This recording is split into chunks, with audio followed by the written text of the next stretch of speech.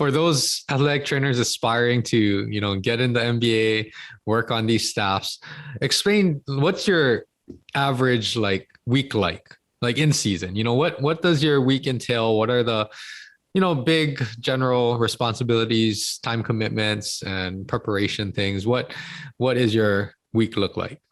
Yeah, it'll change depends on whether you have game or not. Mm-hmm.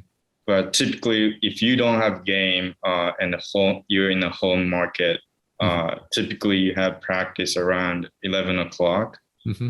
You would probably have a prep time before that, like an hour and a half, 2 hours before that. Mm-hmm. Guys would come in, get treatment, rehab, and do some strength conditioning work before the practice. Mm-hmm.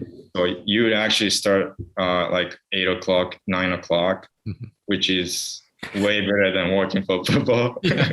Yes, that is way better than working for football. Yeah. Yeah, you don't get up like 4 a.m. or anything like that. So and then practice usually around an hour and a half and 2 hours, and then some guys would leave right away, or some guys would stay for extra work, and some guys would get some recovery work after that.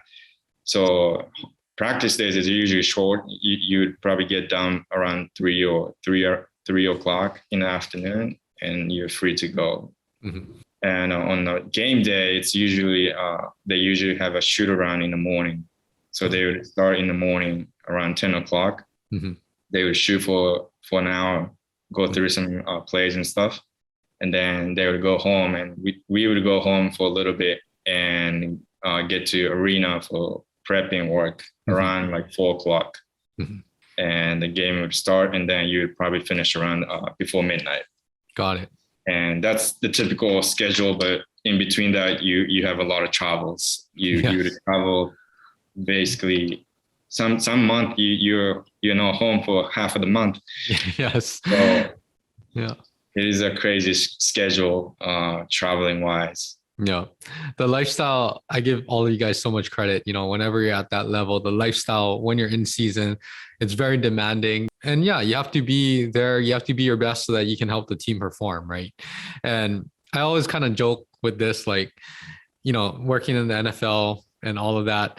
Like, if you come from Hawaii, even though you're traveling a lot, man, when you travel out of Hawaii, traveling is easy. You don't have to worry about things like the flights are so close. We're not flying 5 hours just to get to the closest spot. So I'm sure that you relate to all of that with the travel. But I can imagine the games, right? Way more games, a lot more travel. You have to be on the road a lot more. So all of that is very tough too. Yes.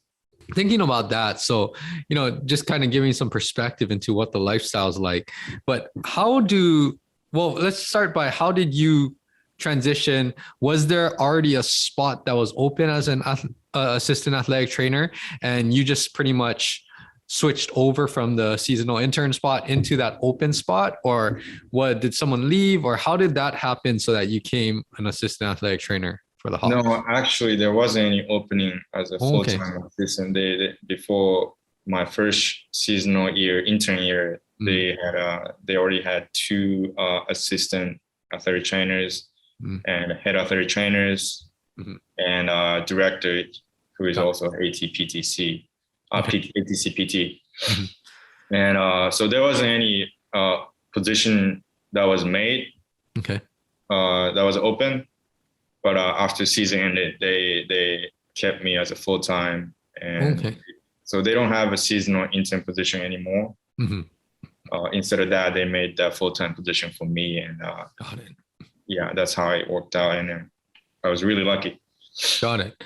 Yeah. So how do most people, maybe colleagues across the league, or how do most people even, obviously in the beginning, just send out your resumes. That's for most professional sports, and just hope that there's a spot.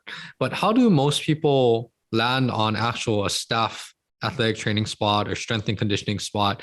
And is there a lot of movement around the league, or is it just very rare to have openings? I think a lot of people would start from G League. A lot of people have G League experience, and then move their way up to the first team in the NBA.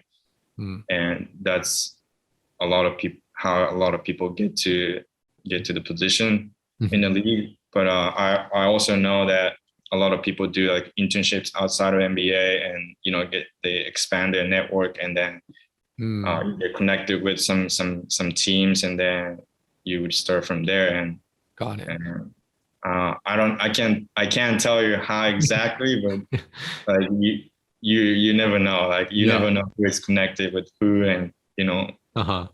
That so is crazy. So thinking about that, since you mentioned that, did you, when you were coming out of UH, or even when you were coming out of Lindenwood, did you contact any of the G League, like sports medicine yeah, staff, or, oh, yeah. got it.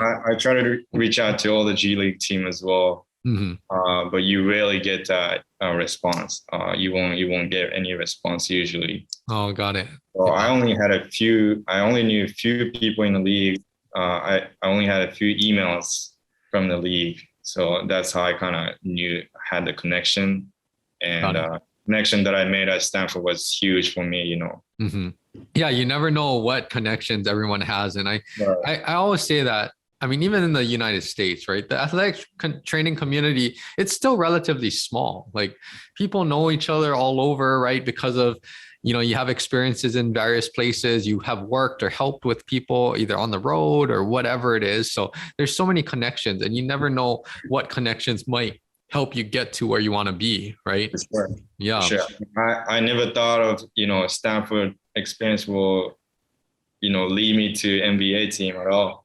Yes, yes. And that goes for any athletic training students. Just take all these opportunities, like you said, and just do your best, right? Because you'll get something out of it. And the more that you put forth, everyone will see that, and it'll help you progress in your career.